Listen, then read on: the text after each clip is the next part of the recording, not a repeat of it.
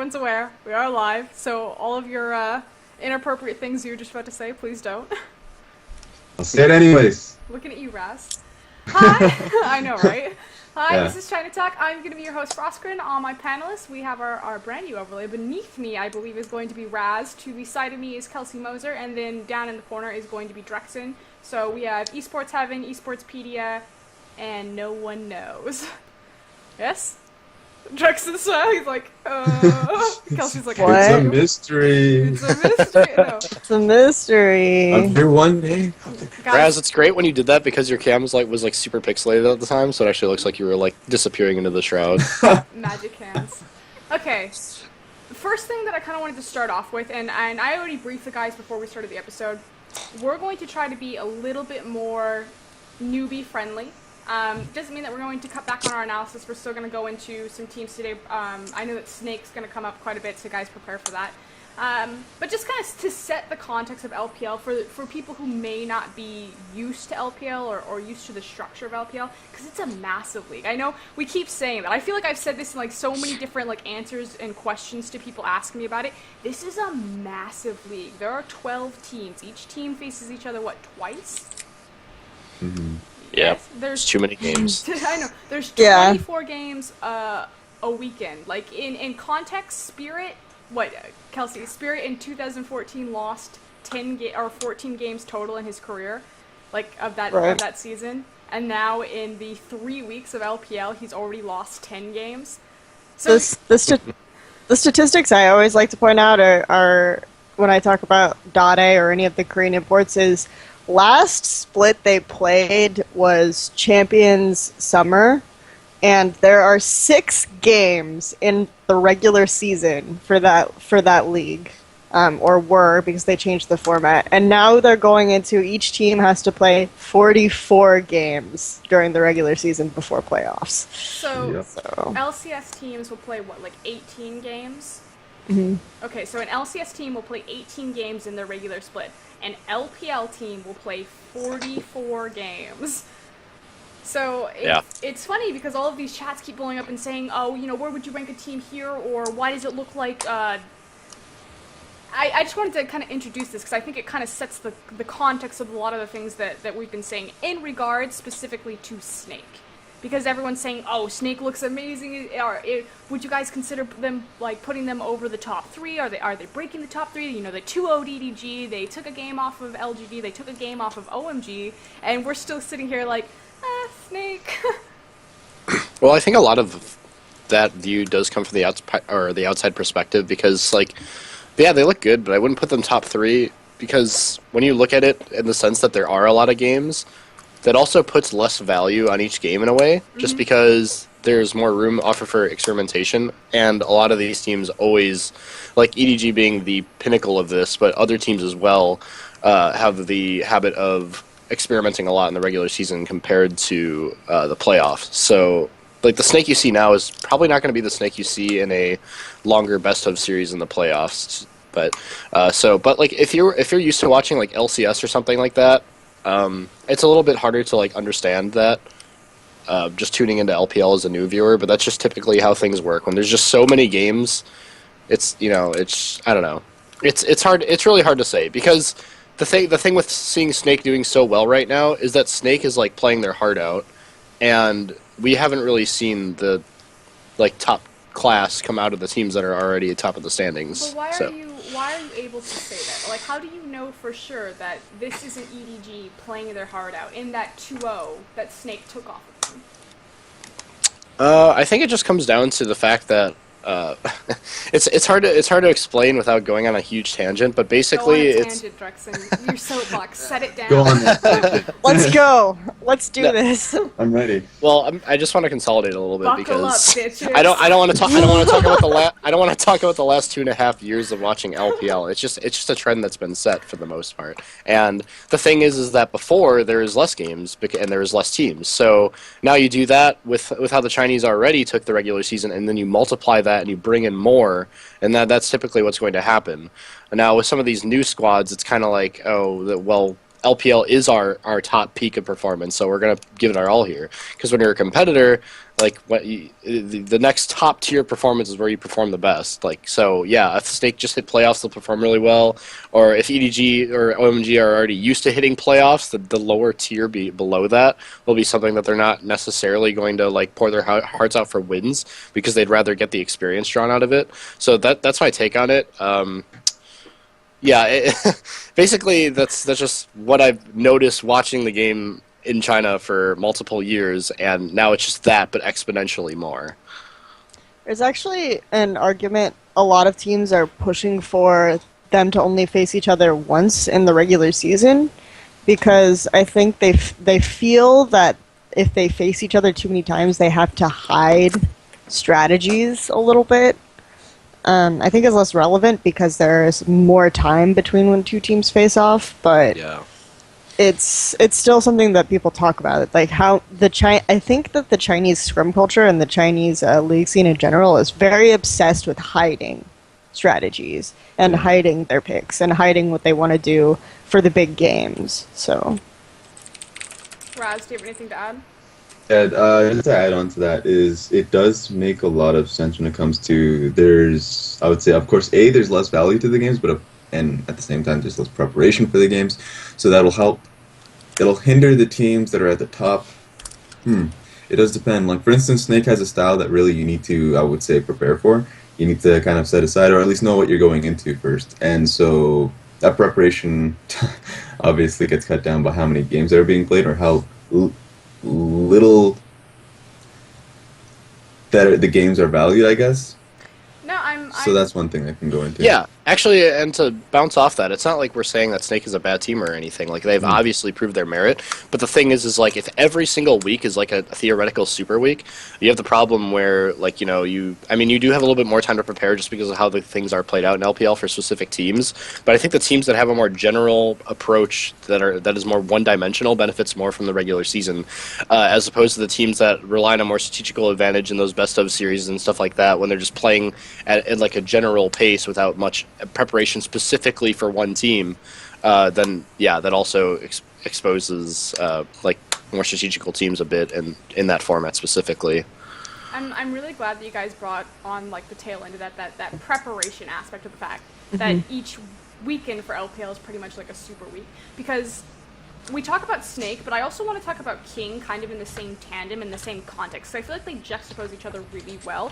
They're both doing well. Obviously, Snake is doing better in as far as like a standings face value. But when we weighted the teams, we actually always weighted King above Snake. I think if we went back and did it, we would rate them a little bit higher now because Snake kind of has proven themselves. But I just kind of want to get your guys' understanding and kind of reset back to that and get the updated opinion. Because when we first took King and Snake, and again, to add context for some newbie people who may not really be familiar with China, King and Snake are both of the two LSPL teams coming into LPL. So they were all auto-relegated into the league, or I guess I should say auto-promoted. Auto-promoted, yeah. Yeah, the auto-relegated teams were Young Glory and World Elite Academy, who then had to try to requalify. Of course, Young Glory failed. World Elite Academy did requalify. It became Masters 3 and switched up its own roster. But King was the top team and Snake was the bottom team. And we said originally that King was going to do really well because we had this evidence in the off season of all of these finalist third-party tournaments, because League of Legends never stops in China. They never stop. And King would consistently place in the finals. And when they did, even if you, like, most recent was probably G League, they played a really good set against EDG. It looked really convincing, and so we were saying, this is going to be a great team in the LPL. They're maybe not a top-tier team, but definitely kind of in the top half of that bracket.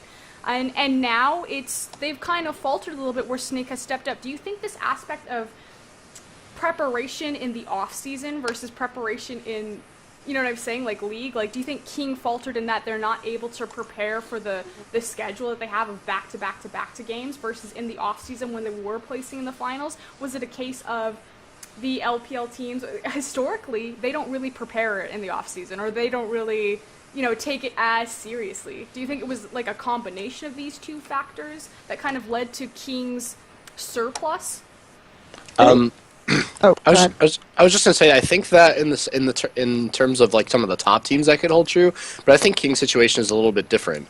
King, if you watch King's games from the LPL and you watch King's games from the off season, they're completely different. King has this playstyle that like relies on getting a heavy snowball early, and they used to go super ham and just not give a shit and actually like fulfill that in the off season, but now. It's like they're playing really scared, and if you're scared and you're too afraid to attempt things, you just kind of are at like an even ground. And King's not used to playing on like even grounds in the early stages. They're used to getting that snowball off the ground. So when they're not getting that snowball off the ground, then you can see that they have the same problems that most LSPL teams have in the mid to late game. So I'm not sure why they're playing so scared in the LPL, but that's the main problem with them more so than preparation, I think. I do think. Sorry. Yeah, I, Kelsey, You go sit first, and down. I want to finish. I want to finish it off with my opinion, but I want to start with Kelsey first, I guess, because I want to So- wait.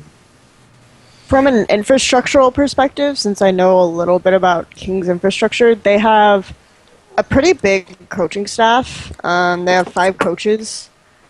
Some of them are Korean coaches, some of them are Chinese, but they actually have a fairly regimented practice schedule. They actually fine the players if they don't show up on time. If they don't shower every day, they also fine them. But so and the players have this reputation actually in this community of, though they're young, they're extremely hardworking and extremely eager to improve and constantly like bettering themselves in their solo queue games, etc. So given the infrastructure that's in place there and the amount of coaching stuff they have, I do think the preparation aspect is going to be part of it. I think that speaks of a team that has a lot of preparation and a lot of research in place, and maybe in the off season the coaches kind of feel like there's not enough I guess gain from focusing really hard on teams every week. And maybe even the coaches are thinking, okay, now that we're in LPL, we tone it back a little bit, play more conservatively, kind of see how we do if we don't like go all in every game. I'm not saying that King is better than what we're seeing. Oh my god! But I think maybe that might be like a mentality aspect. The other thing might be, okay, we have all these big names now. We couldn't beat like. They faced EDG so many times, they couldn't beat them in the off season. So they could beat almost any other team, like the OMG that went to Worlds, the Starhorn Royal Club that went to Worlds. King beat those teams in third-party tournaments, right? But then they could never beat Edward Gaming, except for one case. They did beat them once, but that was like one of 5 best of series that they played against Edward Gaming. And then the last one they played was in G League, and Edward Gaming didn't drop a game to them. And until that point, Edward Gaming had always dropped at least one game to King in best of series where they faced off. And this was the first time Edward Gaming showed their new roster with Pawn and Deft. This is the first time we really saw Koro as like that terrifying carry force, right? So I don't know, maybe that kind of thing also got to their confidence a little bit. And going into the new season, they thought, okay, these hybrid rosters, these big guys, maybe we can't get away with as much stuff. Maybe we should tone it back. So I don't know. There could be a lot of factors. They could be experimenting with a more conservative style. Again, Chinese teams obsessed with sandbagging themselves. Well, the thing is top 8 makes playoffs now. There's 12 teams, and so you're thinking, what's your competition? GAMT, Energy Pacemaker, Masters 3, World Elite. Easily the bottom 4 teams. As long as you beat one of them, you're guaranteed a spot into the playoffs. So a lot of the pressure, like DreXxiN said, a lot of the importance of these matches it's not as high profile. Mm-hmm. That's true. That's very true. They could just kind of turn it on later in the season, and it would pretty much there would be no downside to it, I guess. Except for maybe a placing, having to face seeding is pretty damn important in that sense. But other than that, that's pretty much spot on. One issue that I have with King, of course, in the LSPL, have always been consistent. They've always, and of course, just to get the context out there, I wouldn't say okay, no, I wouldn't go that route. I was about to say there are just as many LSPL games, and it was probably you can kind of place it as How many whatever. teams are in I'll get LSPL now? past. There was 16 teams when King and There are still Yeah, 16. Yeah, there's still 16 16. Yeah, they just Except have a they different. completely changed the format. Yeah, Yeah, the it's format's completely old different. OGN format now. And if you Yeah. guys like that format Mhm. and you want to see, there are actually some old OGN players. We've got Yeah. Hart, Rest in peace, Art. Swift. Mhm. Hart and Swift are both in LSPL teams. You can check out LSPL during the week on Tuesdays, Wednesdays, and Thursday mornings. So, and they play with the 4 groups and the tournament style. So that's kind of a fun side thing that we don't talk about a lot on the show. And I'll probably, once the, what's it called, bracket stages start rounding out, I'll start putting out my opinion on each team. You'll start hearing more about that. And if you guys want to see the VODs on the games that have already been played, I'll post that on my Twitter just to get that out there. But yeah, with King, very difficult thing with King is to understand the backstory on them, is because they've always been the team that could surpass the meta. They've always played, like, when a meta changed, they've been the first team to adapt to it. If it's the protection comp, they had really, really solid protect. Like, were the first team that would get through the patches, and of course, Wushin was the guy to carry. He would play Kog'Maw, he would play Twitch, he would play Lucian. Of course, who didn't play Lucian at that time? And when it started shifting to an assassin meta, well, you know what? It was time for JS at the time, now known as Assassin, to really step up. And then when you saw in the preseason was the Sky Show, like you saw him on Aurelia. Well, he's always been like undefeated on Aurelia. And then you saw him at the meta, it was Lissandra, and he had an amazing Lissandra. And then now the LPL starts, and there are 2 champions that he should adapt to. There's Rumble, and there's Gnar. Gnar's a new champion, so like everyone has a fresh start on him. And Rumble is a champion that has always been there, but actually Sky has never played, which is really, really weird to say. Like in the LSPL, I don't know about I don't have the stats on the off season, but in the LSPL, he simply never played that champion. And so we fast forward to this meta. Well, started the LSPL. Started the LPL. Has he played? Is he going to play these champions? Is he going to adapt? He hasn't. He hasn't adapted to that meta. And so you'll either see people picking that champion away from, like, first picking the champion because, like, King won't touch it, or they'll be forced to ban it, which means that other teams will have the opportunity of picking something up that's OP. And so that's really sad to see. And of course, Lonely has the same problem. I mean, MLXG, same person, different name. MLXG just doesn't play Jarvan, and he's played it only 3 times during the LSPL, and that was like kind of his champion with his worst success rate. Like, so they've literally, the team that's been known as that can adapt throughout each meta is absolutely shit in this meta. Like, it's really absurd to see a jungler that can't play Jarvan, and it's like a top laner that won't play Gnar and Rumble. So that comes into Snake's success, because apparently, like, that's all Flandre is playing, and Flandre can adapt to any champion. Like, he plays any champion he wants. And so Rumble is just apparently that champion. I don't know about Snake's supporting staff, but they're doing a solid job on that front. I want to take a second. First of all, that was good insight. Good job, Raz. Yeah.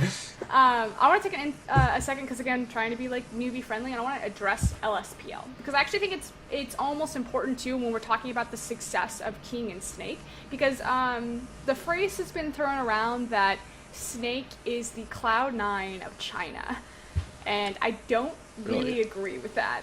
But I want to address what the LSPL is. So the LSPL is League of Legends Secondary Pro League. It's not semi-professional, secondary pro. And I made this mistake in the past, and I am now going to clear the air, set it straight, that it is a professional league. It's not a challenger scene. There's no way that you can go into this and you can say that is a challenger scene or compare it across from North America. It is much closer in structure to LCS. Yeah. And I think now it's the only one that, and I think even last year it's the only one that's LAN. Not even Korea's NLB had LAN. Yeah.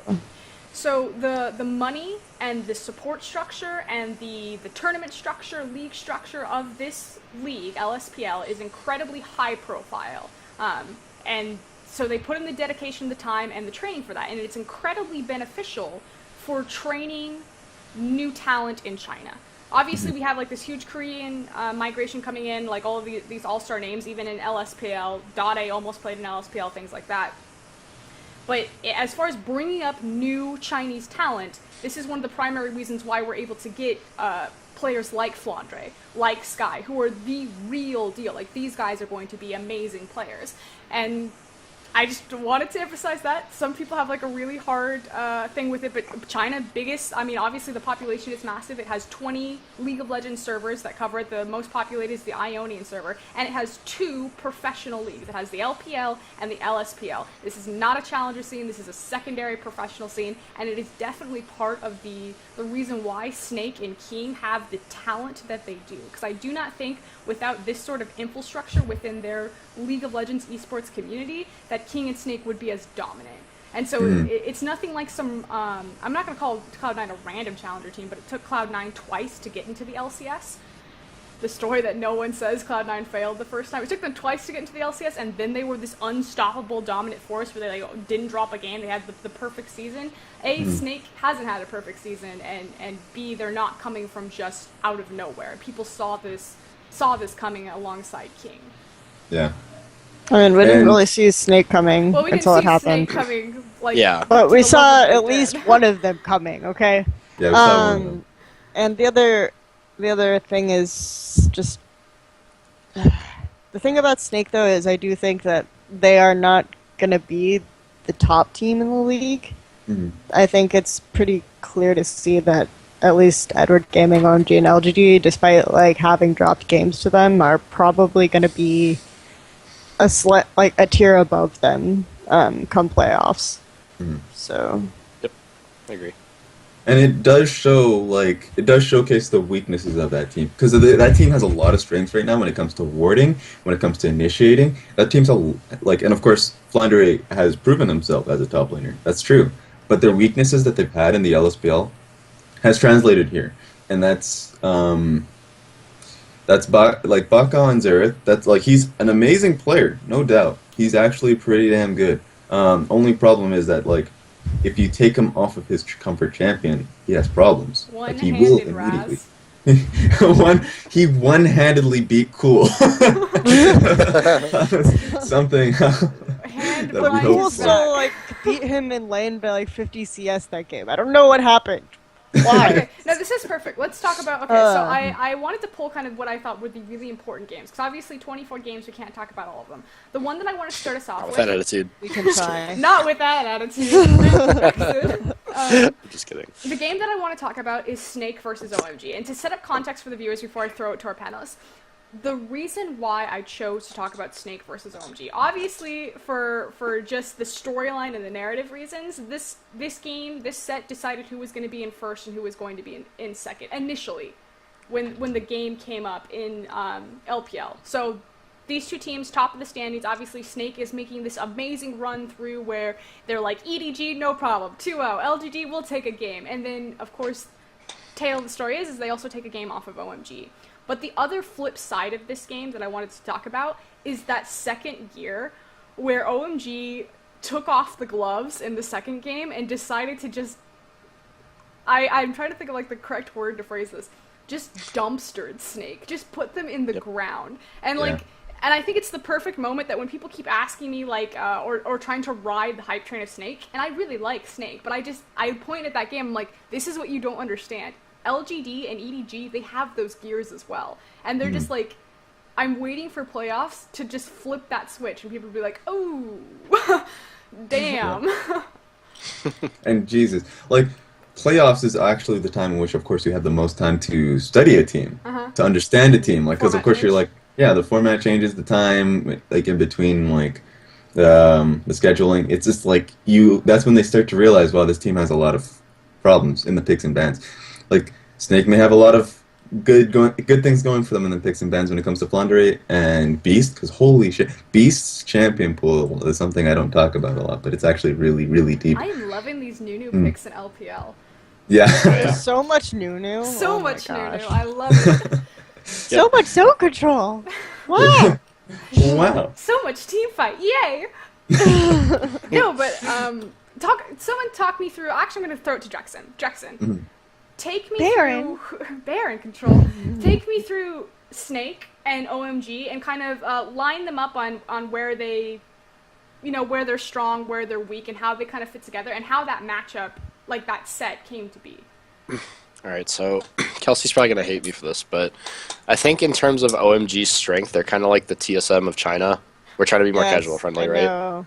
Okay. I'm just trying I've to find actually some already relatable said point. this. They are legit TSM right now, and it's annoying me. And, Anyway. and the reason why I say that, or we have that agreement, is because that OMG, well, they used to kind of have a more, I want to say they used to be a little bit more diverse in the past in the way they played, but the way they've been playing has been very brute forcey. Oh, they get Uzi Eye on a team, and suddenly They're they're brute forcey, not yes. as dynamic. So actually, what's interesting is we had this discussion before the LPL started on what is the dynamic of the team going to be like when Uzi Eye joined, and it was either Uzi Eye is going to learn to play back a bit and do a more supportive role of a team that's been historically always been about the solo laners and the jungle and stuff like that, the top half of the map, or it's going to be like brute forcey, or it's going to be protect Uzi Eye or whatever. Well, it turns out they're just really brute forcey right now. And I feel like that's still a little bit unfamiliar with them. Snake, Define I feel like... hold on. Go Define ahead. what you mean by brute force. Like, how is OMG brute forcing their wins? What are the variables that make that up? Well, it's usually strong lane picks, just being... how do you say this? Not really... what's the word for it?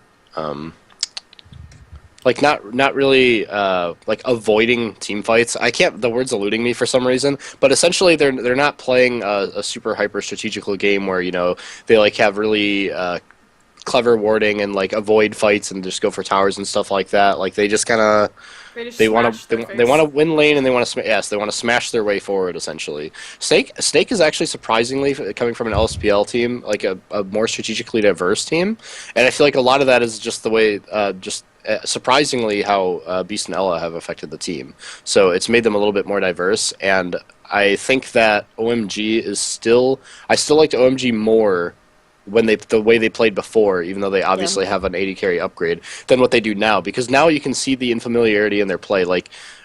First game, they were doing pretty well for a little bit, doing okay, but then Loveling just... I don't know, I feel like Loveling's not used to this brute forcey style because he seemed really uncomfortable and he kind of threw in the first game. Whereas in the second game, I think that wasn't necessarily the case.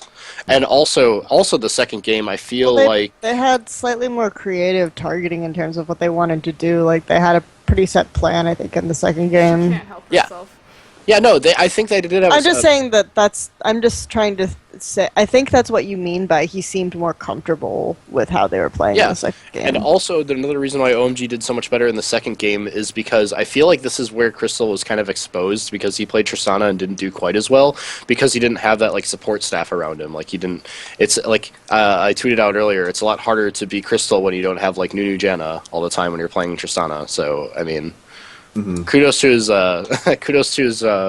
Draven game this week, but that was kind of a game that or Crystal's weakness a little bit too. I love talking about Crystal, especially with Kelsey, because she always says the one way to counter Crystal is to get a ward. And that game, it was so true. That guy just wanders where he does not need to be and just dies. You just find him and you're like... And that works, though, if you have a certain comp for it. But when it was a team that was primarily kill lanes, not necessarily kill lanes, but you had Syndra and Rumble, that's not really... And then Thresh, it's not really something that's going to super shield you and make you invulnerable and all that other good stuff for being sloppy like that. The question now that I kind of want to put to Raz, when talking about Snake, because obviously you have the most history with Snake, because you really like the LSPL, it's where Snake came from. Snake is actually, in my observation, agree or disagree, is actually really good at wave management. I don't know if this comes from their background in the fact that Flandre, like obviously they're a carry top team, and that split pushing and that makes them more aware of minion map movement. But the reason why I bring this up is because historically LPL teams, this is something that they've been pretty awful at. Like it was rare to find a top laner in LPL last year that understood how to use teleport correctly, which we've seen a huge. Like, there's been a lot of really good teleports, a lot of really bad teleports, but a lot of really good teleports. And from unsuspecting players. Exactly. And not Looper. Looper has been on the end of really bad teleports. And wave management. Snake, especially in Snake and King's game, and why I really love that game is because King's so good at early warding, and Snake's so good at kind of predicting where to be by wave management. It was like really cool to see those teams kind of like manipulate around each other. And I don't know, I find that fascinating that an LSPL team who we would think would be inferior in or less matured in strategic diversity, like DreXxiN was saying, to actually have a really very Korean-esque type of playstyle around them. And I feel like that's something that came based off of Snake Deer. That came based off of like Flandre. Flandre was like he would always play high damage, kind of like very fragile gold reliant champions like Yasuo, Fizz, and so teams would like naturally they go into the game and like, well, how are we going to defeat this team? Well, we need to 2v1 them all the time. So maybe that's something they found through experience because they would always have to face that especially near the end of the LSPL. Yeah, they would always have to deal with a lane swap, and so something like as a result, you'd see them playing really well in 2v1s. In fact, when teams initiate the 2v1 on them, they would just simply outplay them. Flounder would come out with the most CS. He would either be traveling with the jungler, or he would just simply deal with a 2v1 a lot better. And he would always freeze the lane on his side. Like he would, I think he's really, really, the best thing about him is actually his wave management, in my opinion. Yeah, he's... Yeah, also his natural split pushing style means that he's like paying a lot of attention with how his wave is relative to the waves in the other lanes, because and then this is actually something he did with Copy a lot when when the mid assassin meta was on, they would both run like these split push kind of assassin like champions. Like we saw that off-season game with Zed and Hades Static Shiv LeBlanc. Yeah.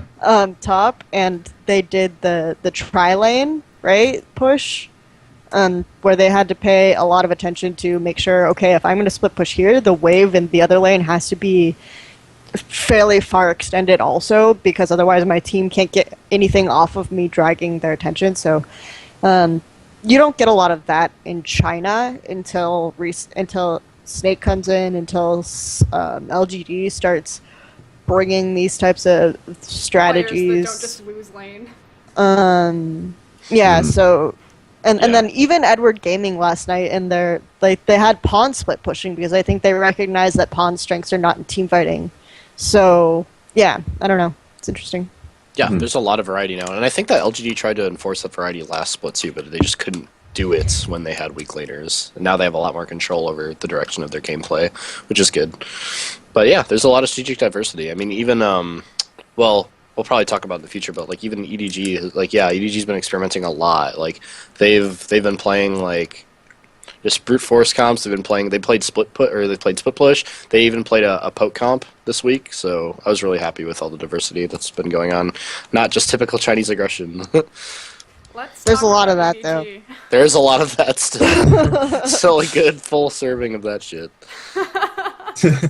Did we talk about the slight tweak that OMG made to win the second game? Like the tiny tweaks that they make? Because they're just like really tiny tweaks. The first thing that I want to talk about though, and just the first look at OMG, how they devastate CS. Pretty much across the board. Yeah. OMG wins CS, not even just a little bit. I think Uzi is consistently over his lane partner by like 50 or 40 CS at the really early stages of the game. This isn't like 20 minutes. This is at like 12 minutes. Like something ridiculous. And Oh, no, go ahead. I I think think- Cool will have like 30 plus CS over their lane opponents. It's just ridiculous. Yeah, when they I were did Smash going was like crushing Looper and Cool was crushing Dade. It was pretty impressive, actually. They did the. I went back and I think there's one game because they had a really, really bad lane swap execution. This is the other thing is OMG is lane swapping like almost every game. And they had a really bad execution that set them pretty far behind. But that is the only game of the 12 games they've played so far where every single lane hasn't been ahead of their lane opponent by like 20 CS at least. So it shouldn't happen, right? We talk about all the talent influx going into LPL and like all these really big upgrades and all these huge name players. There should not be a team that just every single game, every single lane is 20 plus CS above. And just to kind of give context for this, 13 CS is the gold worth of a kill.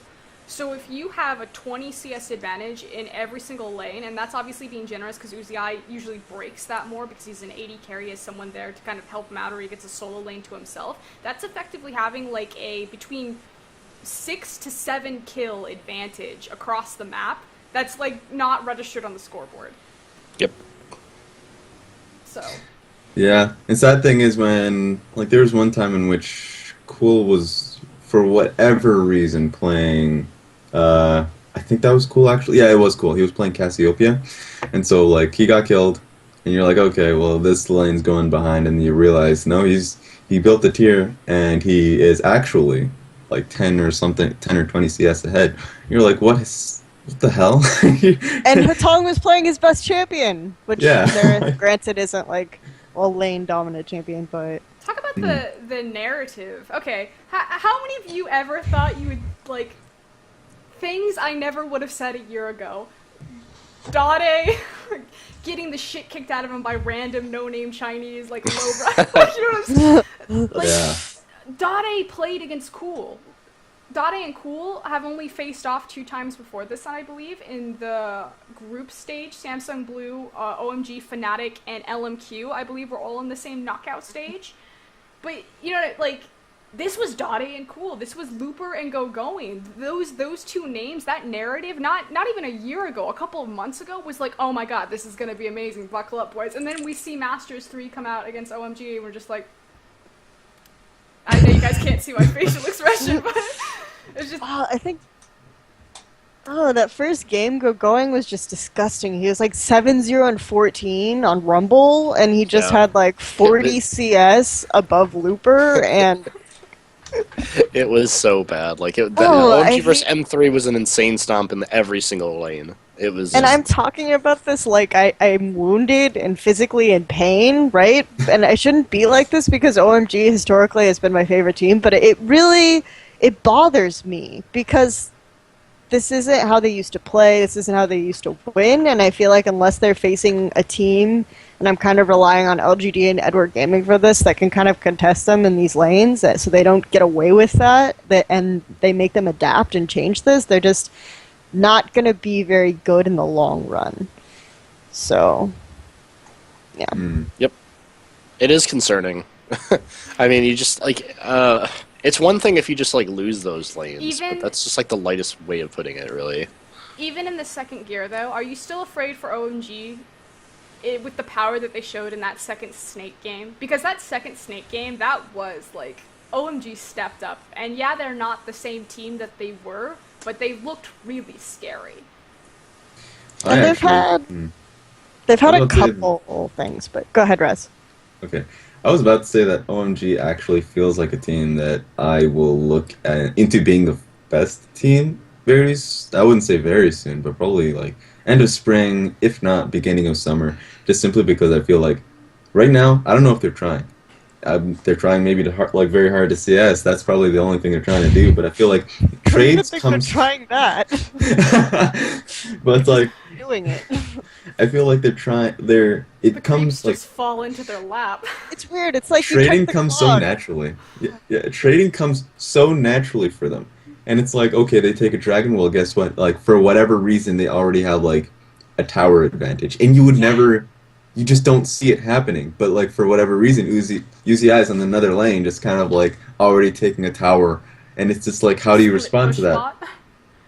Yeah, and- he's yeah. literally playing PvE for like the first 30 minutes of every game when he picks Severe. He just like uses the Severe ult to move to the next lane and shove out the wave. It's just- And it's so weird Yeah. too, because historically, like, Uzi I would never lane swap. Like, if casting LPL last year, like, one of the big things is Uzi I is not going to lane swap. People will lane swap away from him, but he will take that 2v2 and he will jam it down your throat. Like, and now it's he picks Severe, he goes top lane, he gets his solo farm, he has, like, perfect CS, and then he just comes down and just takes towers. And maybe that's the way OMG is trying to play it, because at this point people are prioritizing Dragon, and they're just simply prioritizing farm and towers. And so what's going to happen at some point, like maybe the enemy team has like 2 dragons, well guess what, they have, like OMG has like a massive gold lane. advantage, and so they'll just team fight them and destroy them. And it's like, it feels like a very simplistic way of playing the game, but it's working out. And it's so, I don't know, I want to see how that works as the season goes on, and how, like, if there are any patch changes that come through that maybe affect that.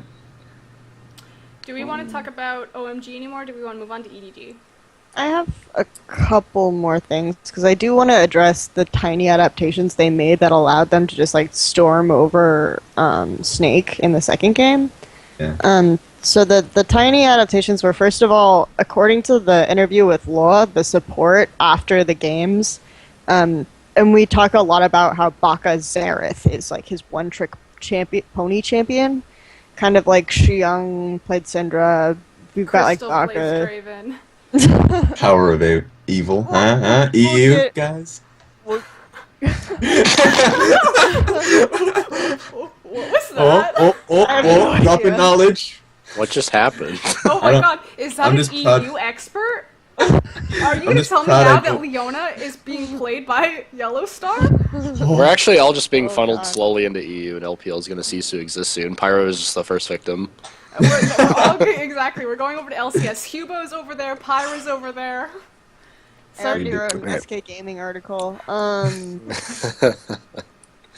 But so Law, the support at the end, said that they initially planned to ban the Xerath, but OMG had just woken up and going accidentally clicked Rek'Sai, and they were on blue side. To clarify, because Rek'Sai on purple side is a good ban. Rek'Sai on blue side, you expect purple side to ban it, or you first pick it.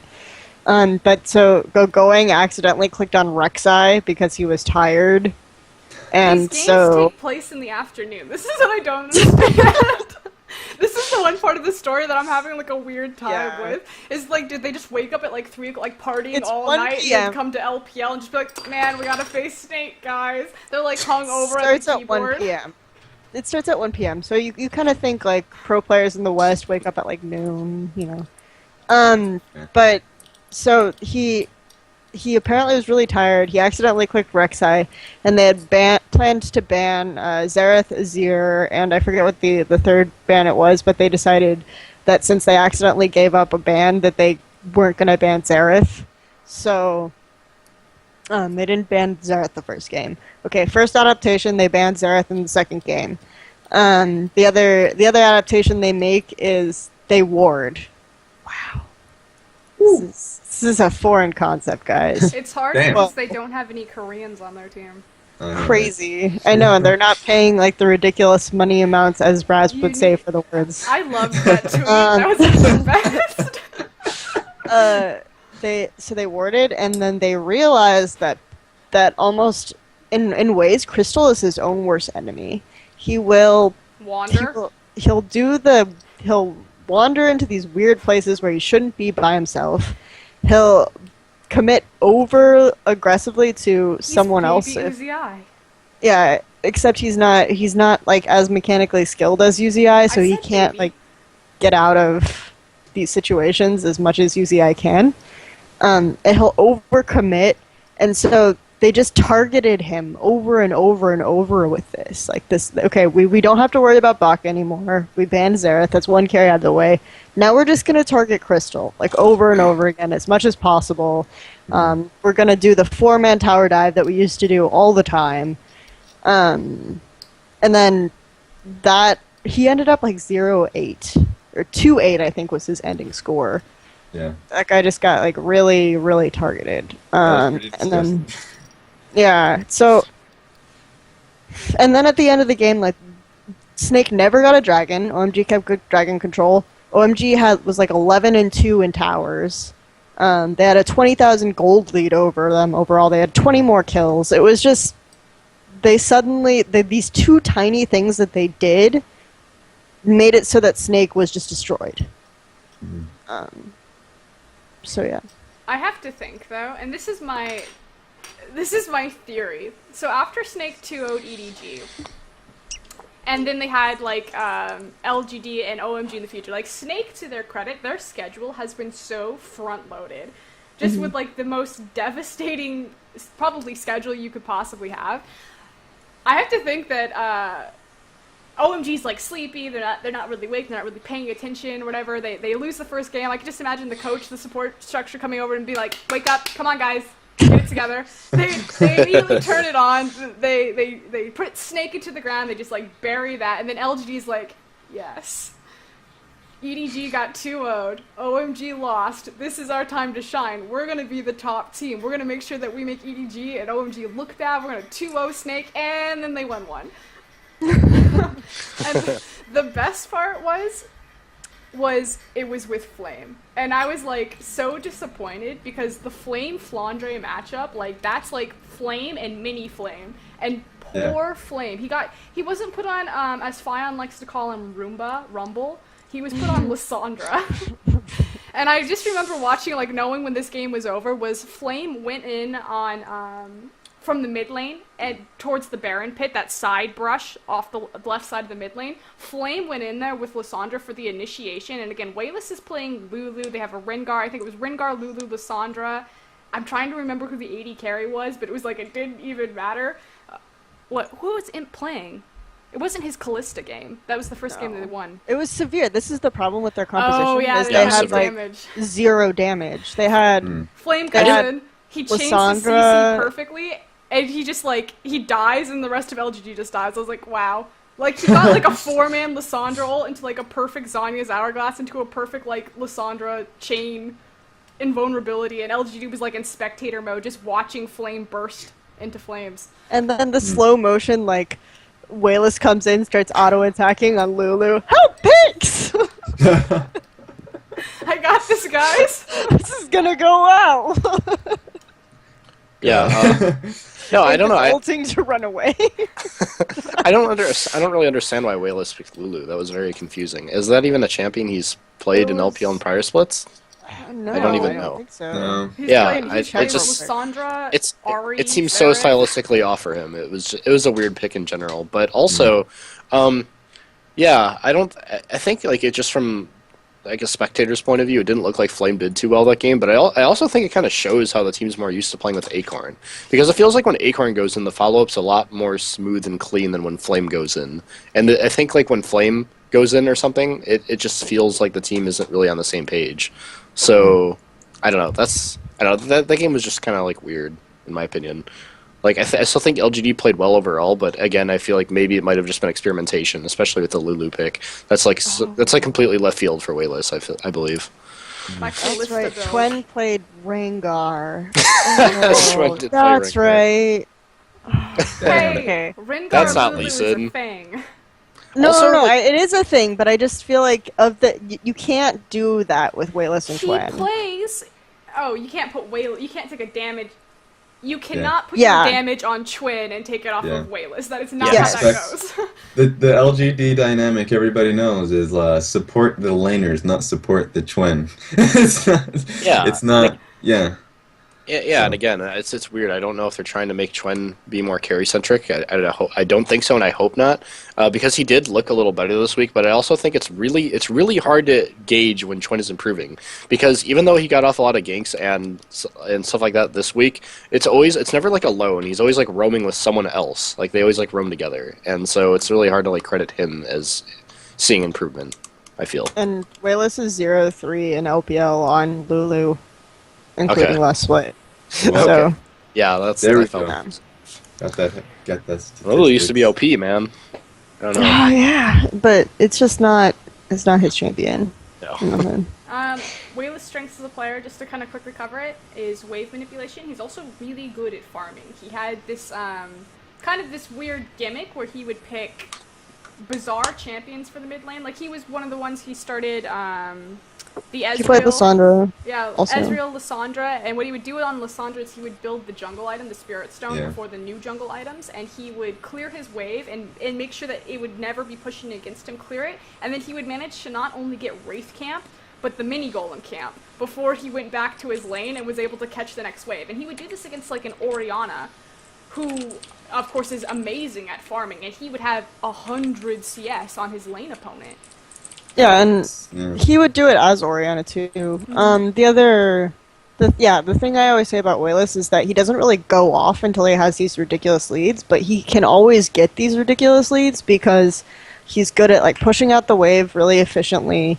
He's good at optimizing his time while the wave is pushed to either roam or to get more jungle farm. And then once he has like this lead and he knows he can win, that's when he goes way too hero. Yep. He just like he's diving your Nexus turrets for you. But yeah, so if you think about that's how he plays, Lulu is like this early game champion, and Wayless will definitely contest and make plays in the early game, but He 1v1's Azir. yeah, he killed him on 1v1 Lulu. he solo killed with Lulu. Yeah.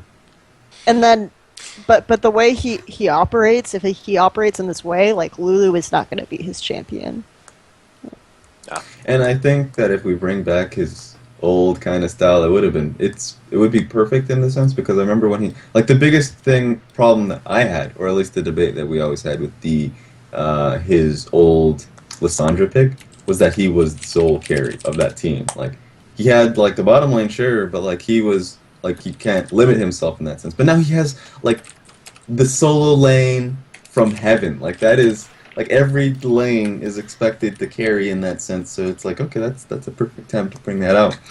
And he brings out Lulu, which was centered around TBQ. And you're like, okay, no, that's not. Maybe they're just trying to try that out once so they can, from the next set of games, they're like, yeah, we're never trying that again. It's like, it's the proof that they can look back on. So The historic context of LGD, it was 17, Chwin, Wayless, XQ, and PYL.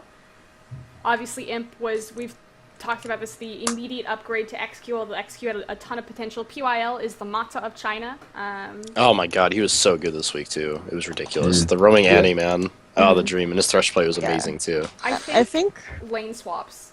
Do you want to talk about that, Kelsey, with LGD? Well, I want to talk a little bit about Chwen this week also. I think that, like, from their games, it seemed almost to me like they were trying to give Chwen more resources. Yeah, that's what I didn't like. No, just generally, because I think, I don't know, maybe they felt like, because typically you see Wayless, like, farming all the camps But and you taking don't need all of that. Chwen's farms. That's what I don't And understand. then- If you have Acorn, Flame, Imp, PYL, I know. and Wayless, you do not need to be like, let's put our resources evenly onto Chwin. And then, but the other thing is that, and Chwen historically, I think, and I was thinking about this a lot, like, why is he good at DreXxiN? I think he's not a good team fighter. If we put him next to Clearlove, which LGD and EDG have faced this year, so we can, he doesn't team fight well. He's like the Jarvan I'm helping kind of ultimates, those things, but he can have effective pressure. So even when he can't get like Jarvan or Lee Sin, it's still better to put him on Elise than like Rengar or some other late game kind of jungler. And so they put him on Elise in one of the, oh gosh, who were they facing? I'm so lost right now. Was it World Elite? No. Who did? Please Yeah, don't tell me we're okay. gonna highlight Chwin in a WE. World Elite game. I think it was World Elite. Well, okay. You have to think WE. Who's their strongest player? And the Spirit. weakest team in the league right now, Chwin looked awesome. I mean, No, I'm not gonna say how he looked, but I'm saying like the way they played that is they put PYL like kind of okay, as yeah. his support in the early game after they did the lane swap. So they tried to make sure that Chwen had that early game so that he could have some map pressure. And I think that's kind of what they're trying to say is that, okay, if we want Chwen to be effective, he has to be effective early. And so they're kind of giving him a little bit more farm. The Rengar pick I did not like. I think they're experimenting a little bit with how to use him more in that game, and it didn't work out. But the other stuff, I feel like this week for LGD has been a lot about how do we help Chwen be more effective. Yeah, I agree. LGD, I mean, it is hard to gauge against World Elite, but that was my favorite game from them because, like, PYL roamed at level 1, and then they decided to get jungle control together, and then that put Chwen ahead. Again, this is, like, Chwen needing a lot of help, so it's kind of, like, discounting him a little bit. But I actually like when PYL roams around with Chwen just because they had Imp on Sivir that game, who got, like, a really early 6, and that was, like, insanely good for team fighting and shit, just because they got Sivir 6 so fast. And so, yeah, I think if LGD wants to, like, just have a, like, kind of trademark style, that should be it. Well, there's also going to be a ton of success anytime they get PYL involved early in the map simply because he is the shot caller. And historically, like, getting him to roam, and he's really good at roaming. He's got a lot of strong roaming champions known for his Alistar. He has a great Thresh. His Annie is fantastic. Like, the sooner PYL gets involved on the map for LGD, the more devastating that team becomes. Mm-hmm. Yep. Mm-hmm. Raz, do you have anything that you want to talk about LGD before we move on to EDG? No, I think it's all pretty much been said. I feel like that team they know what they need to do, and I think this set was a pretty good indication of, like, where they should head, and that TBQ should probably just stick to those, like, safer junglers like DreXxiN. Maybe even Elise. I think Elise is coming back, so that's a thing. Bye. I disagree with you there. Bye, yeah. Really? Yeah, actually, I'm not feeling Elise too much, but when they first joined LPL, Feeling the new. and already came so back. when they first joined LPL, Chwen used to play like Vi and DreXxiN. That was it, and so they would ban those champions against him. He moved on to Elise, though. Yeah, he played some Elise games, but those used to be in like early spring 2014. Those were like the champions that he played, and then when you banned those, he would play Olaf, and it was really funny. Not in a good way, but yeah. So Well, it was in a good way, just not in an efficient way. Walks into lane, throws axe, misses, walks away. Not in an L kind of way. There's a game. This is going out of going off track a little bit here, but I still remember a game. I think it was in spring where he was playing Olaf, and he like walks top, throws his axe, takes 3 ranged creeps, yes, and just walks back down into the jungle. He's like, "Thanks for the tax, bitch." It's like, wow. It was the greatest. Oh god. Gotta farm Chwen. It's the secret success. They knew then, DreXxiN. They already knew what the secret to success was. They're like, Flame Acorn, no, that's not it. We need Chwen. He's the carry. Chwen is akin to Gohan, you know. They understand his potential. He's gonna be something one day. He's the Dada 7 of LGD. Yeah, that's why we just keep beating up on him. We're just trying to get that anger out of him so he goes Super Saiyan 2. Yeah. I heard Just that start Chwen was a hitting shit up on- talker too, so I'm so excited. I wish he spoke English so we could just have him on the show, because I would just be like, come on, bro. Dude, he would shit talk us so hard. Oh, I would love it. Oh my god. Okay, EDG. Just who wants to take it first? The first thing I want to kind of cover and structure with you guys. So, again, give me context. Edward Gaming, historically since the creation, has been the most dominant team domestically in China. It's undisputed. They're amazing, or they were amazing. Went to Worlds, had a pretty shitty showing. Easiest way to say that. Since then, they've replaced 2 key components. They've replaced Yu with Pawn. They've replaced Name with Deft, and then FCZF retired, and now they have Mouse, although they ran a brand new support, who I actually thought was pretty good. Mako? Was that his name? Mako, yeah. Mako. I'm impressed with him so far. I have no idea where he comes from. I think he's a solo queue player because you can't really add people who are related to any team. Are contracted talent. Yeah, contracted talent during the regular season. So, and he's not. There's like 30 people per org. Yeah, and I double checked to make sure he wasn't like Shine with a name change. But yeah, Shin 3. yeah, Shine is Dada 7. Shine for clarification is the AD gaming support in LSPL, and that's Edward Gaming's sister team is AD Gaming. He's been playing pretty well too, as a new acquisition, So, but which was really yeah. Oh, I don't Miko's want been to doing really well. This is this Granted, weird dance that you guys are doing right now. I know, right? Sorry. Yeah, that's all me. Okay, EDG is Koro, Clear Love, Pawn, I want to say Name, Deft. Oh, I know, dude. Oh, it's so sad. No, they Makes me come sad. back. Okay, DreXxiN already talked about earlier in the show how EDG has shown very unique competitions. Now, historically, EDG was nicknamed by us as Baby Blue because they were very much alike to Samsung Blue in that it was don't lose lane, don't lose Baron. That was pretty much it. That was the 2 golden rules. And so what they would do is they would just kind of not play passive, but a very controlled game where they would kind of sit in their lanes for a elongated time and then suddenly, late game, they'd show up with these amazing team fight powers. And it didn't matter the gold deficit, they would just come back. And now, all of that's changed. Lead. Yeah. That's the softball pitch. Yeah. The depression set in. DreXxiN's like, Name, No, please. I mean, I miss Name, but I do actually like EDG stylistically more this season, and I think that, yeah, I feel like they're a little bit more dynamic. I mean, they always used to have diversity in terms of picks, just their play style was never really diverse, and now they do so many different things. Like, I'm really glad to see that Koro is like a carry top laner once in a while now. Like, I'm really glad to see him on that role where it's not just he's exponentially better than other top laners in team fights, but now he's also like he can also duel, and he's also really good in that department too. Where do you think their diversity is hinged? Do you think that it was you that was holding them back and that Pawn is the element that caused them to change? Do you think it's Koro coming into his own and being this multi-threat stylistic top laner? Do you think it's Name leaving and Deft stepping forward? I like you as a player, but I do think that dynamically it was better for EDG to bring Pawn in. Just because Pawn is like Pawn is pretty much Pawn is pretty much like opposite as to what you brought to the team. Like he's very good in his own right, just like, you know, soloing and all that other stuff, whereas you is more of a team fight guy. And what's interesting is I don't think necessarily Deft over Name brought a huge impact to the team, but I actually feel like the team plays more around Deft than they did around Name. I feel like Name was a lot more left to his own devices on EDG.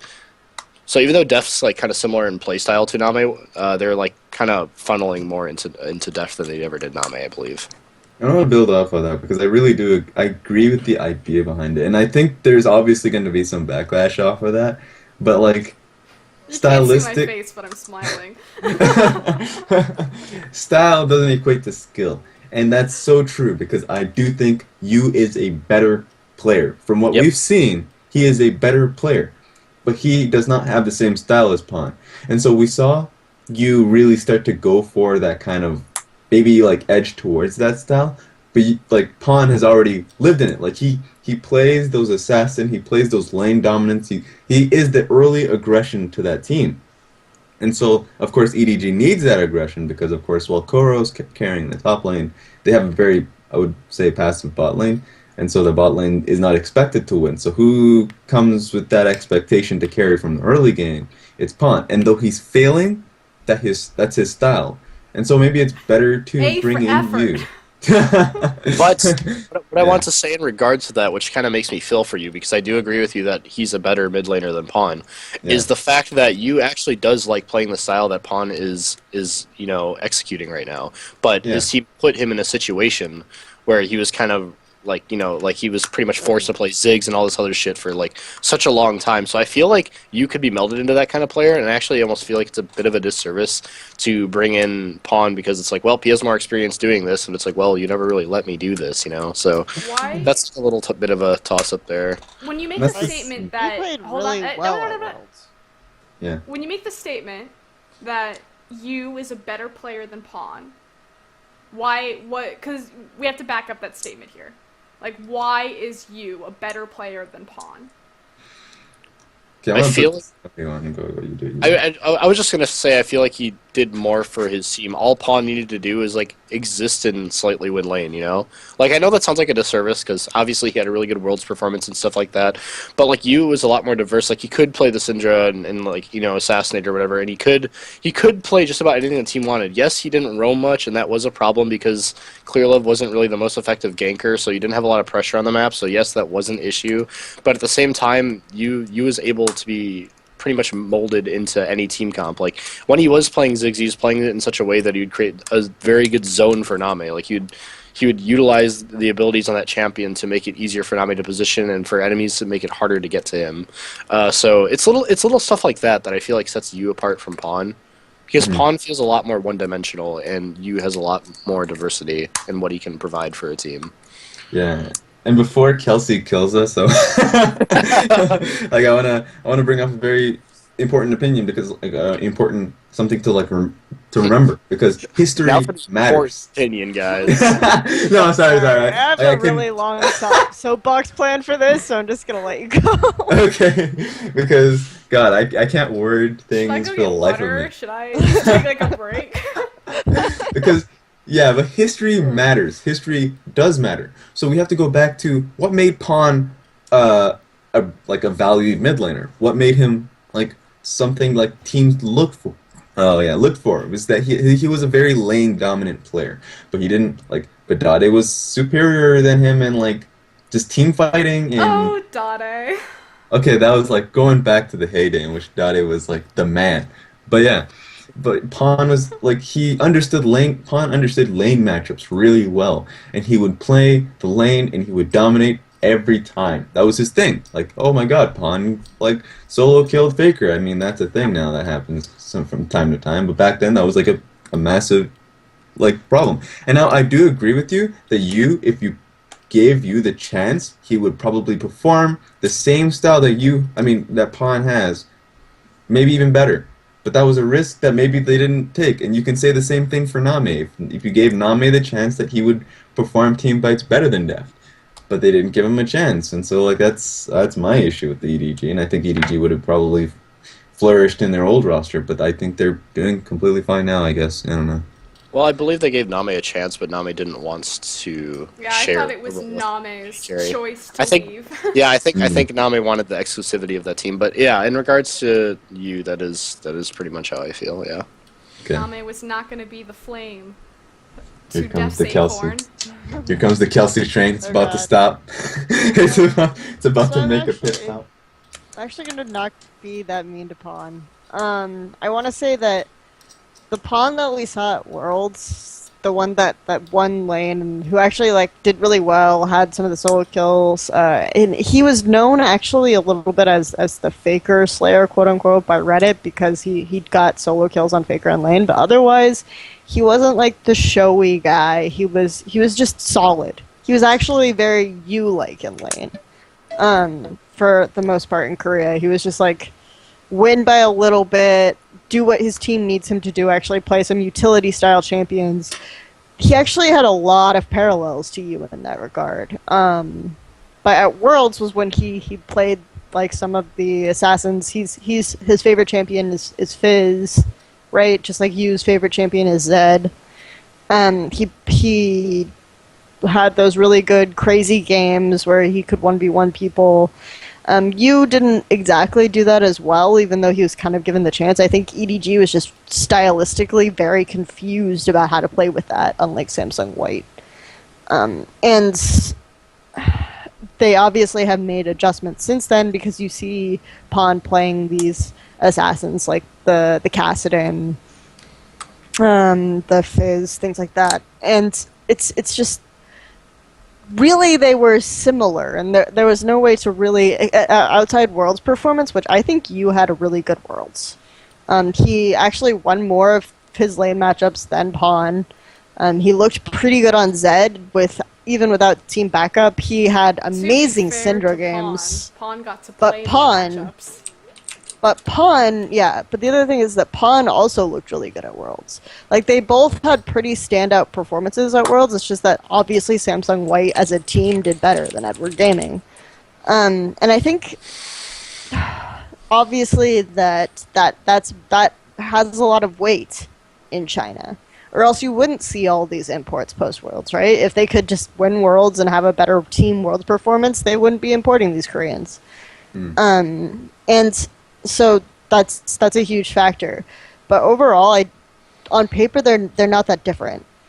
One thing I will say is that you carried Edward Gaming, like, this cannot be understated enough. You carried Edward Gaming during spring of 2014. He was the reason they won so many games. Like, his Gragas, his Ziggs, the teamfight ultimates were always... People go crazy when, like, you land a 4-man Shockwave or a 5-man Shockwave in LCS. You could do that, like, every single game at the right time from, like, 10k gold down so that his team would win the teamfight. Like, he just did that. That was just a thing he did. So he was really good at team fighting. Like, that's how he played. And I think Edward Gaming Pawn they've been trying to play that team fight style until last night, when they had Pawn split pushing on Azir, on Kassadin. And I think it's because they recognize that Pawn is not like the team fight guy. And so they're playing around his strengths and weaknesses. And Edward Gaming traditionally has been very good at identifying, and just not just Edward Gaming, but Team WE, which Aaron was also on and had Clear Love and FCZF. They're very good at identifying the strengths and weaknesses of the players and finding how to play around them and how to play with those players. And they took Yu's team fighting skills and they made you that. They made you into that. And I think that's right now and then they took Name's versatility and the fact that he can be self-sufficient and they made him into that. And he kind of had really good synergy and peel with Koro, so that worked. But now they know what Deft needs, because the reason why I think a big reason why they lost to Snake is because they weren't giving Deft what he needs in those games. Like, Deft needs love.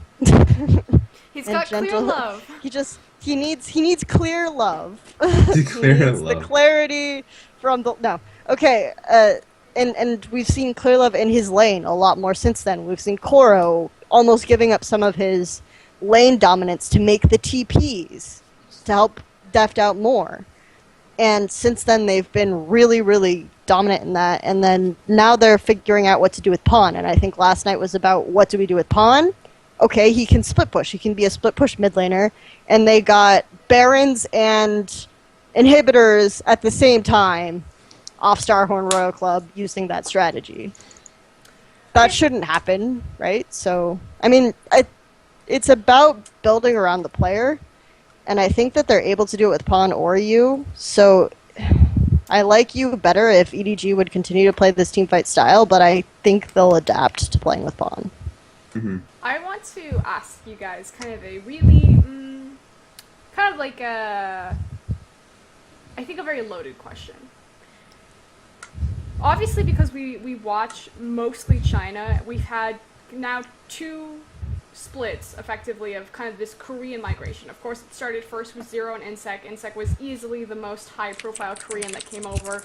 Now we have Dade, Luber, Dandy, Mata, Pawn, Deft. Big names like that, like world champion, OGN title winners. Mm-hmm. Do you guys think that there is a difference in that caliber of player from the caliber of players in the Chinese scene? Because being Korean and being on the best teams, because undoubtedly Samsung White was the best team, they are then the best jungler. Obviously they're on the best team. Dandy's the best jungler in the world. Mata's the best support player in the world. But now we see them on other teams, and they're not flanked by the same talent. But is PYL any not as good as Mata? Is Dandy still the best jungler in the world? Is Cacao still the best? You know what I'm saying? Like, now that we have them kind of mixed up in these teams. Because to me, and this is why I was really hard on Dade a few episodes again, like, it's very clear that Dade doesn't care. That he just... I don't know if Looper cares, though. Spirit is having an awful... Like, Spirit himself is trying really hard. And he sometimes makes amazing plays and just drags World Elite's body across the finish line in their one victory. Like, that was all Spirit. But at the same time, I'm like, is that a different caliber of player than the elite players of China that I'm used to seeing? Or was it simply, it's not one Korean that's elite, but it's when you get a group of Koreans together? Such a pack of coyotes. Because we're making the statement that you is better than Pawn. And before, a year ago, that statement would have been a death sentence on Reddit. I'm just telling all of you. You better prepare for that backlash. I would have said it a year ago too, just in terms of what Yu does for his team. Like I think Pawn fills a role. But that's what I'm saying, like team dynamic. Like obviously I had that big discussion about like team dynamic and how you execute within a team and everything like that. But are these like side by side? Supporting staff is a very, very important thing for a team. Extremely important. And I think, you have the skill for each player, and you have the personalities for each player. For every team. So, like, personality is extremely important. And this is, I've said this before, and I think it's very something to, like, speak on. Team dynamic and team play is the be-all, end-all of League of Legends. Like, this is not StarCraft, babies. Like, this is not a very it is mechanically intensive. But you don't find those players who are going to outplay you every game, and you'll be like, okay, well, like for instance, OMG. But you can play around that. You can, and so if you have a team that is very they are attuned to each other, they know how to play around each other, and if you have the supporting staff that can really nurture these talents, know how to understand the game. Like that, for instance, that's how Snake is doing so well. It's not like they had these people would say B tier Koreans, but they had skills. Like they knew what they wanted to do, and like Snake's playstyle has changed dramatically from what they were before. With the addition of Sonella. Yeah, exactly. And so now you're seeing Flandre playing these very meta champions. You're seeing Crystal doing the same. It comes right down to team play. Except now, for Graven. Yeah, except for. But yeah, the biggest issue that I've always seen is for instance, we have to remember that before Samsung White and Blue, Dade was in other teams and had the exact same problem. Insect was on other teams and had the similar problems. Now, Insect, of course, is one of the shining points of Storm up now, but that's another issue altogether. But it comes down to team play, and you have to understand that. You look at Samsung now as an organization. Sure, they lost a lot of their star players, but you can watch those teams, and they have amazing talent in certain respects. But God, they've lost a lot in terms of supporting staff, and so now they're a bunch of shitters, and it's a weird thing to say, but it is what it is. Team play and strategizing is so important to this game. So of course now you see you add Koreans into a batch of Chinese players, and you start to realize, oh wow, the individual play doesn't matter all too much. You put them in, you start comparing them directly, and PIL is as good, if not maybe even better than Mata, and that's that you can have that. Performing better than Mata. Obviously, he has far more tools than Mata has to work with. Yeah, exactly, definitely. And so now you can actually make that direct comparison. Before it was difficult to make that direct comparison because it's how do you see Looper? I mean, can you have a discussion if Looper's a great top laner, an amazing top laner, one of the best top laners because he has a team and the team supports him perfectly. And so now it's really hard to have that discussion about Spirit because Spirit is still in a bunch of it's a team of shitters. I'm sorry. He's literally in ELO hell. That poor guy. He's drowning in sea right now. He's help me! I need help. He's got STYZ who's gold, and then everyone else is bronze. I feel this is Spirit every single game. He's okay, I'm gonna invade the enemy jungler because I know I can 1v1 him. And then he's about to invade. He's on the threshold of entering enemy space, and then he looks to his top lane, he looks to his mid lane, he's I have Ninja and a Luca behind me. They've got Rookie and Pokemon. I'm not taking this bet. And then he immediately books it back out. He's never mind. It was so good, and he popped Rengar ult too, and he popped Rengar ult, he was running into enemy jungle to go find Cacao and duke it out, and he was nah, popped it right, turned that chip right back around. We talk about how the production quality is aces, but I want to see cameras inside the player's mind. I want to see what they're thinking. I just want Spirit's facial expression. It's like Rengar going into the jungle. It's like, I'm gonna fuck him up. I'm gonna take him on. And then you're like, wait a second, this is a bad idea. I don't have teammates. It's like, I'm running back. I'm going That's back. not Dade in the mid lane. There's so many streams coming out of the venue now. It's crazy. They've got like at least one player cam on each team, right? And then they have the main stream, and then they have the Whites and Tabe on a couch stream, and No, this is something I do want to talk about, though. People who aren't familiar with watching the LPL stream, they have individual player streams, and what that means is you can go to the players facing the match. So if it's EDG versus World Elite, and you want to watch exactly what Spirit is doing, you can click on Spirit's stream, and you can watch from his point of view him play that professional game. So you can see him click around the map and be like, ah, this is a car accident waiting to happen. Oh, and if you God. watch Yu's cam, he always like hits tab every 2 seconds. It's like tab, tab, tab, tab, tab. Yeah. It's pretty weird. It's the worst. That was always my favorite. Okay. What, DreXxiN, does anyone else have anything to say on that topic? I think Raz covered a lot of it. Like, obviously, like, team is important, but I feel like before you almost couldn't say that a Korean wasn't the best in their position in the world. It was almost like suicide to make a statement like that. And I feel like as, not even in just the Chinese scene, but in the North American scene, although I think the Chinese scene is more relevant because you have S-tier talent. I mean, I guess Piglet's over there, but, I mean, you have, like, Imp and Deft and... Yeah, I think Rez covered most of the grounds, especially as far as, like, infrastructure and whatnot goes. I mean, again, a lot of professional play and performance is based on the human element, too. I mean, if you've been to the top of the top and you've seen the greatest things, and then you go to LPL and you're just getting a lot of money, but it's not as prestigious of an accomplishment, you're probably going to care less. So I mean, motivation's a big thing too. And yes, Dade is like the prime offender here.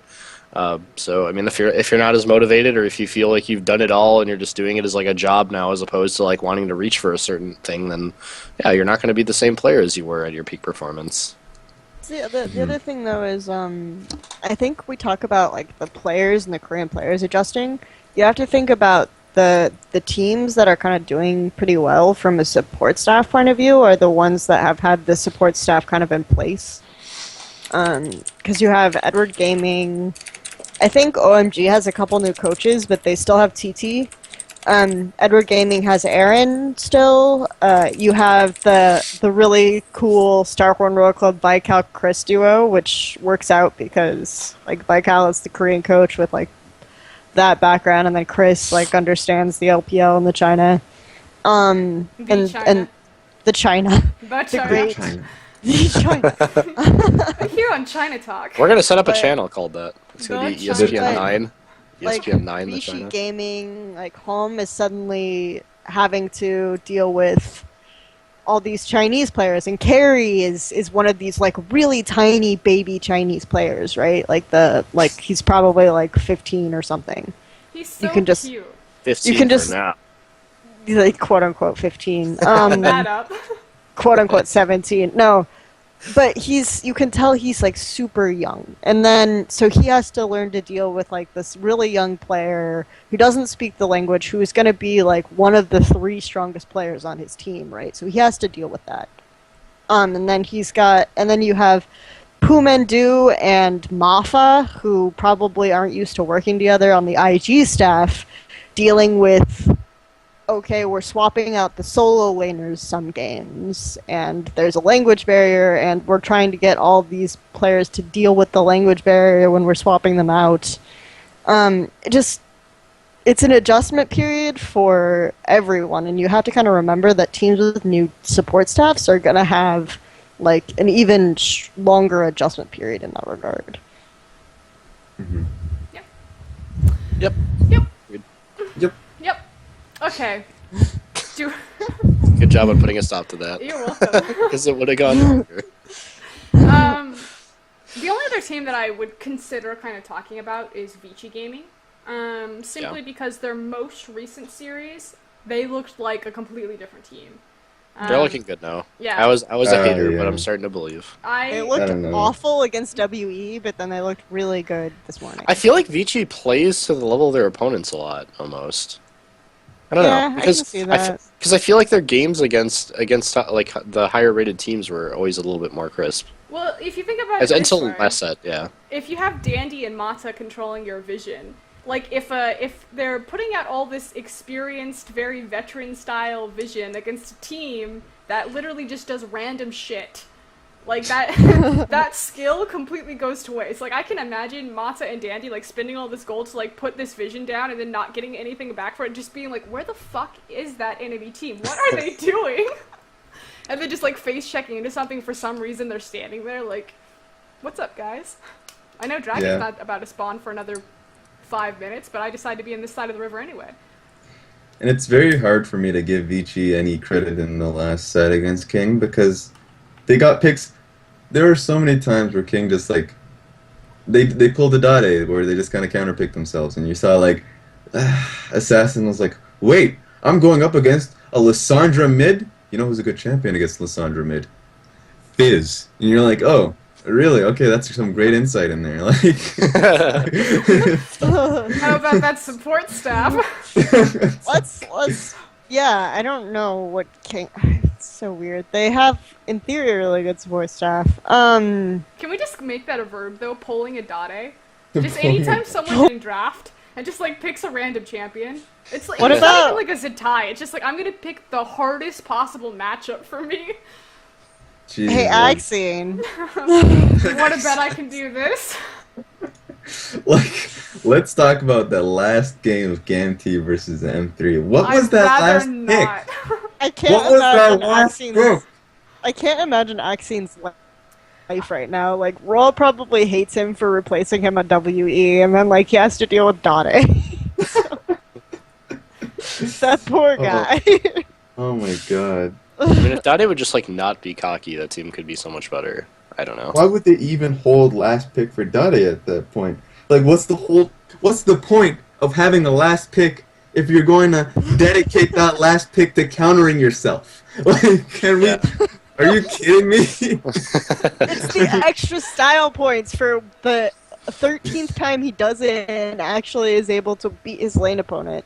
Yeah. The day Oh. will come when they like scrape into playoffs and then suddenly M3 becomes like the best team. Cause Dade just like he's like They still have I've been Kelsey on practicing that team. bitches all 44 games, counterpicking myself and winning these matchups, and he'll just like, It's like- he'll throw off the weights and he'll come Yeah, back. come playoff time. It's like basically Piccolo. He's like, all right, guys, I'm taking off my cape, got my hat off. Basically Piccolo. You're like, what is he doing? He's taking off his cape, and then you just see like the ground break underneath the cape, and you're like, what have you been doing all season? Every time you look at Dade, He's gonna like, absorb other cleaning mid out his laners. Like nails. what? He's gonna absorb. That's what he's doing. He's actually absorbing their powers every time they kill him. Just wait for it. Oh man. Oh, jeez, please. Vici Gaming though, last night, I want to talk about new news. Okay, I know, I'm like really excited for this because there's been a lot of new news. Historically, Nunu has kind of been Clearlove's champion. He's been, Eve Nunu have kind of been like his little thing, as Nunu was really cool, especially how EDG used it in team fighting. And the reason why I really like Nunu, for the Chinese region specifically, is because of the zone control that it gives to these massive AD carries. Because obviously Nunu is just like a straight, like, I'm gonna hold your dick for you, just point it and fire. For your, for your AD carry. Technical Wow. wall terminology. That, you can quote me. No. That's awkward. Only because you made it, DreXxiN. Well, if I didn't like, okay, never mind. I'm just gonna stop. I think the best Nunu player, because we've seen Beast on Nunu, we've seen Dandy on Nunu, Clearlove on Nunu, and there's one more I'm totally spacing. Dandy? No, you said Dandy. Dandy, Yeah. Beast, did I get them all? 3 Nunus? I think so. Okay. I actually think that the best Nunu player has been Beast. Yeah. But Well, I think Dandy is really, really close. And I want to talk about Nunu and how those picks were used. I was amazed with Beast Nunu. He had some, like, flashy shit on a champion that doesn't have any skill shots. yeah, yeah. And the only reason why I think that Beast is better on Nunu because he kind of styles it in unison with like protecting the shit out of Crystal. He's like Dandy doesn't need. Oh, he has Vasily. No, Dandy has Vasily. Crystal. Yeah, has Dandy has Beast. Vasily, so like he You can said protect Beast. him now. Yeah. Yeah, so like I was like, Yeah. well, Beast. Well, Dandy doesn't have to protect his AD carry, and then I was like, I guess he doesn't because like Mata's already doing it. So I guess that's a thing. Vasily's But- gonna jump in anyway. Yeah. So maybe I he's just mean, like at that abandoned. point, that was my favorite fight. In King versus Vici Gaming, where I feel like Dandy almost set up that zone perfectly, and then like Vasily just jumps in Fuck anyway.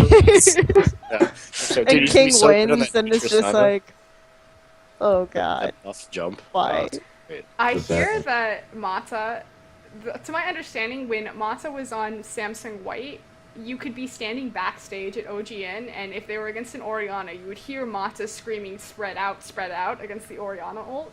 So, like, obviously he has a reputation of being, like, really loud and very controlling, like, that's Mata's personality. I really wish I could hear the comms for, like, Vici, especially when shit like that happens. Like, what does he say? Get the fuck Yeah. back here! I don't know. Just starts cursing It's loud in unanimous Korean. nose, like fucking Darth Vader knows. Oh man. And by the way, Yep. like this, as we were talking about Vasily, like, you know, jumping into his death, I feel like we talk so much about the top tier 80 carry pool that's in China right now. Let's talk about the low tier 80 carry pool because holy moly, we saw so many jumping into their Candy. deaths. Like we saw Candy, like there was one team fight I remember specifically that like GamT was going up against. Was it Okay. GamT versus World You Elite? leave Tail alone. But he did some. Tail is a gem on that team. Dude, yeah, the Tail guy is just said shit. Tail is a god, Didn't man. he get a pentakill? Oh, he got a pentakill. Yeah, That's it. fuck you guys. Tail had one bad game, but if you watch like the VG Gaming versus GamT set, like he had so much game impact in those two games. Mhm. And I don't know. I think Tail has always been really solid for GamT. He just like had, again, we talk about the brand new teams and how young they are. Like they literally have water bottles shaped like colored pencils. Yeah. They just robbed an elementary school bus. Just like, this is our team now. Oh god. But like, Short I bus just, pulls up and they all just I like think- unload him. I think for teams like King, GamT, and then VG Gaming to an extent because they still have carry, just Snake, yeah, for sure Snake because we've got Crystal and Fondra who are really young. Yeah. Even EP a little bit. I think to an extent you kind of have to say these are really talented players, but they're gonna make really dumb decisions. Yeah. And you see that a lot. Like with Crystal, we've seen it. We've seen Fondra make dumb decisions. We've seen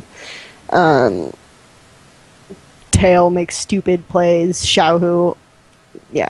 I mean, yeah. we I have can- to kind of think about that. I think. Yeah. So I'm not saying that Tail is a horrible player on his team. I'm not like likening him to like Crystal or something. No, Oh. Crystal's not even that bad. Okay, I'm not. Dude, Crystal's not even. yeah. Okay, I'm gonna backtrack on that. Wow. Kane, there we go. Go Dropping the Candy Kane. or Throwing Kane Kane off the or- bus. Because Kane off the bus. But I think Tail is a very inconsistent player. He's really good. Like you'll see points in which he has perfect positioning, getting pentakills. Like just he. But then there'll be times where he just plays horribly, and like that's honestly, I remember seeing people who are watching LPL, maybe not for the first time, but like seeing Tail for the first time this week, and you were like, yeah, that's not Tail all the time, or like that's just Tail some of the time. But like we saw some really bad jumps these games where like there was one fight specifically where Candy, who's consistently bad, like we've But seen the Candy. highlight moment for his team. Yeah, but we'll see him like, oh, well, they're winning the fight, so Candy's jumping into the enemy team. Oh, he gets bursted down. All right, okay, so Tail jumping into the enemy team. Like, there'll be so many times where the AD carries have just been losing their teams the fight single-handedly because they'll be like, oh, this team fight's looking very good for him. Well, Tristana jumped into the like 5 people. He's dead. You know what's And you're gonna like, happen? ah. The Tristana nerfs are going to make China better because they'll stop playing that champion and they'll like maybe move to something like Caitlyn or something like that, and it'll look so much worse to them. Like the decision making of rocket jumping forward versus caliber netting forward. It's just so... There's no way that they can screw that up. Yeah. I'm just waiting for someone to caliber net it and just get demolished now. That's gonna be the best. Man, they're just like, oh, I'm helping, I want to be in there and assist. Like, what really should happen is they should just like, yeah, you just stay out of this fight. We'll clean it up here. We're good. We don't need you. I don't do more damage the closer I am to my target. They need an 80 carry to come out that's like Graves, but his passive is like a buckshot. Just got to be closer to do more damage. But no, actually, while we were talking about Vici, what I actually really like about this team is that it didn't end up actually being the Dandy and Mata show. Like, Carrie and Hitong are both doing really well in that team. really That like makes me happy to Hitong. see. Yep, me too. Oh god, I love Hitan. Like before I was like, That escalated so quickly. It was like, yeah, I really like him. Yeah, he's a good... Oh man, I fucking love him. I'm on the carry train. I'm actually signing marriage papers right now. I'm on the carry train. Let's go, carry. Woo. Yeah, Carrie's very good. dude, I felt like, okay, I was immediately going into the first week of the LPL, I was like, Carrie's a great top laner, but he could make some really bad decisions with his picks. Well, but he's making also- some very smart decisions with his picks, so it was nice. He's I'm happy. facing off against Going, Flandre, Sky, like Flame, Mhm. Acorn. It doesn't matter if he's an amazing top laner. He's facing off against possibly the best talent in the world. And he's Exactly. done really well. Yeah, actually. he's done really Yeah. well considering. He didn't go full carry. He's not picking up Riven. I'm really, really happy about that because I felt like that could have gone really poorly, really quickly. So I do love the fact. I is love really how good he's at Riven. transitioning. He is, and Yeah. they played Rivens pretty intelligently. Like if they do end up picking Riven, they just put him mid. So that's fine. And Hitong is really coming forward as a pretty damn good mid laner. I forgot who they replaced actually. The names are always kind of bad with They me. replaced Soon. Zune, yeah. And Zune was just like a Xerath player, and you're like, okay, well, I don't want two Pakas in this game. So, yeah. The disrespect is so real right now. And people say I'm mean. I'm sorry. I'm very harsh when it comes to LSPL I'm people still because, yeah. conservative on Hitong because he played kind of poorly in LSPL, so I just, when he was on BT Gaming P, so I'm just kind of giving him a little bit more time, I think. But Carey, I'm going to be high on because he played really well. Yeah. He's pretty much consistently played well in everything I've seen him in, so... Okay. Do we have any other statements to make? Because we're coming on to 2 hours and I haven't slept and I need to sleep. Yeah, sounds good. I think we covered most bases. Yeah. Anyone? Anything else? Do we have anything in chat that needs to be addressed? I don't have it in front of me. Alright, let's do the game recommendations real quick. Okay. Obviously, we talked about a lot of good games. I would say if you have to watch a game this week, no. I would watch LGD and Snake because I think the wave manipulation in those games are pretty good. I would watch OMG and Snake. I would watch King and Snake. Just for the story. That wasn't this week. Or was Are we last talking week? about just? Really? Are we talking Jeez. about Oh, just we- entertainment? No, just it can be entertainment. Oh, you're gonna say You can DMT pick and Masters entertainment. 3. No, I would say OMG and M3 because I like seeing a going Crush Looper and Cool Crush Tade. It's just satisfying. I I don't want to know. be vindictive. There's a That was satisfaction Mike's about that. recommendation.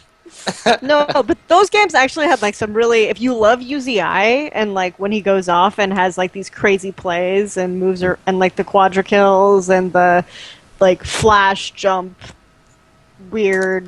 I don't know. Like how does he do that with that He champion? rocket jumped and flashed, but he canceled the animation of the rocket jump, but got the distance on it. So it was an immediate. Anyway. So like the time, it was bizarre. I don't know how he did it.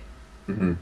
I will say that's your series if you're like a UZI fan or a Go-Going fan or a cool fan, I guess. Actually, yeah, I really did like the Yeah, LG all three lanes Snake. won. But honestly, the least impressive was UZI's because their lane was like a winning lane. So I don't know. Well, it was, but it still allowed him to do like the crazy stuff, like the 3v1 stuff that he Yep. does. Mhm. Yeah. Raz, game Oh, you said King and Snake, even though that was... No. Okay, I'll just go to LGD and Snake because I'm looking at the entire thing, and it's like, yeah, that's the only one I actually really liked, really enjoyed. It's pretty much. Okay, shoutouts. Kelsey, start with you. Sorry, I haven't been writing much. Hopefully, good content will be out from me this week. Subtle. I also have. Oh, I'm gonna publish on the YouTube channel. I subtitled an Aaron interview where he actually goes through the teams and breaks down their strengths and weaknesses. Except he doesn't mention IG. Mhm. I don't know. Whatever. Oh. The BM, and I think it's really interesting. So, yeah, look for that also today. Mhm. DreXxiN. Yeah, just standard shoutouts to Esports Heaven as well as the panelists. Good as always. Thanks to all the viewers for tuning in. Raz. Hi. Yeah, Esportspedia for everything they've done for me. That as well as I want to give kind of a miniature shout out to Cubo and Mashmiter, just because they've been people friends of mine, and they've actually been doing really well in the first LCS. couple weeks in the LCS. So that's really nice. Pow. Yeah, go Cubo! Woo! Yay! Coaching stuff. Exactly. He looks fly too up there. Mhm. I recently released a video. It didn't get much traction. Called the Paper Perfect Roster. I use an example of OMG in the video and talking about pretty much exactly what we talked about on the show. The synergy, between taking all-star talent and then the facets of synergy and team dynamic and how that's important. So I will give a shout out to that. Otherwise, thank you again to my panelists, and I think that's it. So everyone, do your thing. Start waving. Bye. Oh, I started Give me that waving, but I young don't have my retweet. cam. Everyone's aware. We are live, so all of your inappropriate things you were just about to say, please don't. I'll say it anyways. Looking at you, Raz. Hi! I know, right? Hi, Yeah. this is China Talk. I'm going to be your host, Froskurinn. All my panelists, we have our brand new overlay. Beneath me, I believe, is going to be Raz. To the side of me is Kelsey Moser, and then down in the corner is going to be DreXxiN. So we have Esports Heaven, Esportspedia, and no one knows. Yes? DreXxiN style, he's like, Kelsey's like, What? It's a mystery. It's a mystery. No. It's a mystery. I'm here one day. Raz, it's great when you did that because your cam was super pixelated at the time, so it actually looks like you were disappearing into the shroud. Magic hands. Okay. The first thing that I kind of wanted to start off with, and I already briefed the guys before we started the episode, we're going to try to be a little bit more newbie friendly. Doesn't mean that we're going to cut back on our analysis. We're still going to go into some teams today. I know that Snake's going to come up quite a bit, so guys prepare for that. But just kind of to set the context of LPL for people who may not be used to LPL or used to the structure of LPL, because it's a massive league. I know we keep saying that. I feel like I've said this in so many different answers and questions to people asking me about it. This is a massive league. There are 12 teams. Each team faces each other, twice? Mm-hmm. Yeah, Yes, there's too many games. I know. There's Yeah. 24 games a weekend. In context, Spirit, Kelsey, Spirit in 2014 lost 14 games total in his career, of that season. And now in the 3 weeks of LPL, he's already lost 10 games.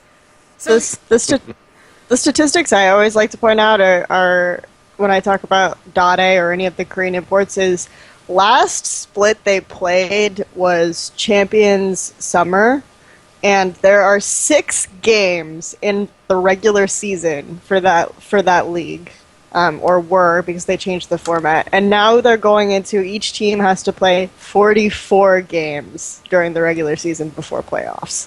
Yep. So LCS teams will play 18 games? mhm. Okay, so an LCS team will play 18 games in their regular split. An LPL team will play 44 games. So it's funny because all of these chats keep blowing up and saying, oh, where would you rank a team here, or why does it look like... I just wanted to kind of introduce this because I think it kind of sets the context of a lot of the things that we weighted King above Snake. I think if we went back and did it, we would rate them a little bit higher now because Snake kind of has proven themselves. But I just kind of want to get your guys' understanding and kind of reset back to that and get the updated opinion. Because when we first took King and Snake, and again, to add context for some newbie people who may not really be familiar with China, King and Snake are both of the two LSPL teams coming into LPL. So they were all auto-relegated into the league, or I guess I should say auto-promoted. Auto-promoted, yeah. Yeah, the auto-relegated teams were Young Glory and World Elite Academy, who then had to try to requalify. Of course, Young Glory failed. World Elite Academy did requalify. It became Masters 3 and switched up its own roster. But these were, King was the top team and Sneak was the bottom team. And we said originally that King was going to do really well because we had this evidence in the off season of all of these finalist third-party tournaments, because League of Legends never stops in China. They never stop. And King would consistently place in the finals. And when they did, even if you, like most recent was probably G League, they played a really good set against EDG. It looked really convincing, and so we were saying, this is going to be a great team in the LPL. They're maybe not a top-tier team, but definitely kind of in the top half of that bracket. And now they've kind of faltered a little bit where Snake has stepped up. Do you think this aspect of preparation in the off-season versus preparation in, you know what I'm saying, like League? Like, do you think King faltered in that they're not able to prepare for the schedule that they have of back-to-back-to-back to games versus in the off-season when they were placing in the finals? Was it a case of the LPL teams, historically, they don't really prepare in the off-season, or they don't really, take it as seriously? Do you think it was like a combination of these two factors that kind of led to King's surplus? Oh, I was just gonna say, I think that in terms of like some of the top teams that could hold true, but I think King's situation is a little bit different. King, if you watch King's games from the LPL and you watch King's games from the off season, they're completely different. King has a playstyle that like relies on getting a heavy snowball early, and they used to go super ham and just not give a shit and actually like fulfill that in the off season, but now it's like they're playing really scared, and if you're scared and you're too afraid to attempt things, you just kind of are at like an even ground, and King's not used to playing on like even grounds in the early stages. They're used to getting that snowball off the ground. So when they're not getting that snowball off the ground, then you can see that they have the same problems that most LSPL teams have in the mid to late game. So I'm not sure why they're playing out of it. So that's my take on it. Basically that's just what I've noticed watching the game in China for multiple years, and now it's just that, but exponentially more. There's actually an argument a lot of teams are pushing for them to only face each other once in the regular season, because I think they feel that if they face each other too many times, they have to hide strategies a little bit. I think it's less relevant because there is more time between when two teams face off, but Yeah. it's still something that people talk about. It's like how I think that the Chinese scrum culture and the Chinese league scene in general is very obsessed with hiding strategies and hiding their picks and hiding what they want to do for the big games. So, Raz, do you have anything to add? And just to add on to that is it does make a lot of sense when it comes to I would say, of course, there's less value to the games, but and at the same time there's less preparation for the games, so that'll help. It'll hinder the teams that are at the top. It does depend. Like for instance, Snake has a style that really you need to, I would say, prepare for. You need to kind of set aside, or at least know what you're going into first, and so that preparation obviously gets cut down by how many games that are being played or how little that the games are valued, I guess. No, So that's one thing I can go into. Yeah, actually, and to bounce off that, it's not like we're saying that Snake is a bad team or anything. Like, they've obviously proved their merit, but the thing is like, if every single week is like a theoretical super week, you have the problem where, like, you do have a little bit more time to prepare just because of how the things are played out in LPL for specific teams, but I think the teams that have a more general approach that is more one-dimensional benefits more from the regular season, as opposed to the teams that rely on a more strategical advantage in those best-of series and stuff like that, when they're just playing at like a general pace without much preparation specifically for one team, then that also exposes like more strategical teams a bit in that format specifically. I'm really glad that you guys brought on like the tail end of that preparation aspect of the fact that each weekend for LPL is pretty much like a super week, because we talk about Snake, but I also want to talk about King kind of in the same tandem, in the same context. So I feel like they juxtapose each other really well. They're both doing well. Obviously, Snake is doing better as far as like a standings face value. But when we weighted the teams, we actually always been saying in regards specifically to Snake. because everyone's saying, "Oh, Snake looks amazing." Would you guys consider them like putting them over the top 3? Are they breaking the top 3? You know, they 2-0'd EDG. They took a game off of LGD. They took a game off of OMG, and we're still sitting here like, Snake. Well, I think a lot of that view does come from the outside perspective because, like, yeah, they look good, but I wouldn't put them top 3 because when you look at it in the sense that there are a lot of games, that also puts less value on each game in a way, just because there's more room offered for experimentation, and a lot of these teams always, like EDG being the pinnacle of this, but other teams as well have the habit of experimenting a lot in the regular season compared to the playoffs. So, like, the Snake you see now is probably not going to be the Snake you see in a longer best of series in the playoffs. But like if you're used to watching like LCS or something like that, it's a little bit harder to like understand that. Just tuning into LPL as a new viewer, but that's just typically how things work. When there's just so many games, it's I don't know. It's hard. It's really hard to say because the thing with seeing Snake doing so well right now is that Snake is like playing their heart out, and we haven't really seen the like top class come out of the teams that are already at top of the standings. But why are you able to say that? Like, how do you know for sure that this isn't EDG playing their heart out in that 2-0 that Snake took off of them?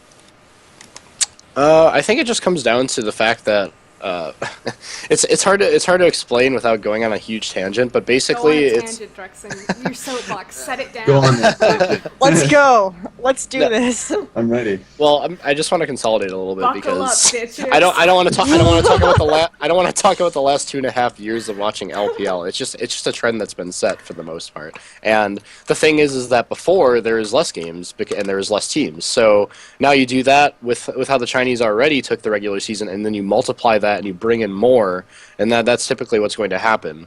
And now with some of these new squads, it's kind of like, LPL is our top peak of performance, so we're going to give it our all here. Because when you're a competitor, like the next top tier performance is where you perform the best. Like, so yeah, if Snake just hit playoffs, they'll perform really well. Or if EDG or OMG are already used to hitting playoffs, the lower tier below that will be something that they're not necessarily going to like pour their hearts out for wins because they'd rather get the experience drawn out. So scared in the LPL, but that's the main problem with them more so than preparation, I think. Right. I do think. Sorry.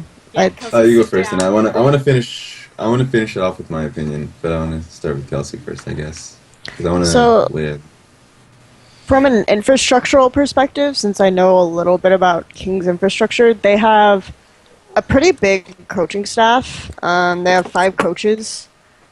Some of them are Korean coaches, some of them are Chinese, but they actually have a fairly regimented practice schedule. They actually fine the players if they don't show up on time.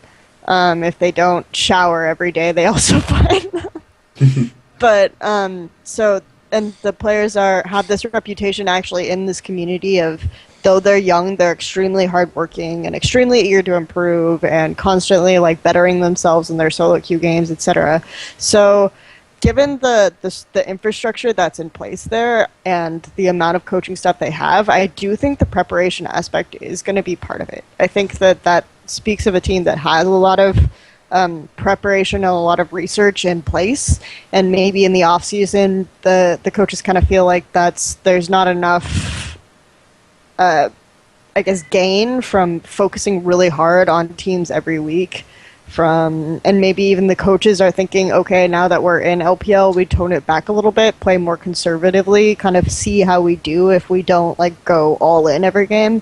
I'm not saying that King is better than what we're seeing, oh my god, but I think maybe that might be like a mentality aspect. The other thing might be, okay, we have all these big names now, we couldn't beat, like, they faced EDG so many times, they couldn't beat them in the offseason, so they could beat almost any other team. Like the OMG that went to Worlds, the Starhorn Royal Club that went to Worlds, King beat those teams in third-party tournaments, right? But then they could never beat Edward Gaming, except for one case. They did beat them once, but that was like one of 5 best of series that they played against Edward Gaming. And then the last one they played was in G League, and Edward Gaming didn't drop a game to them.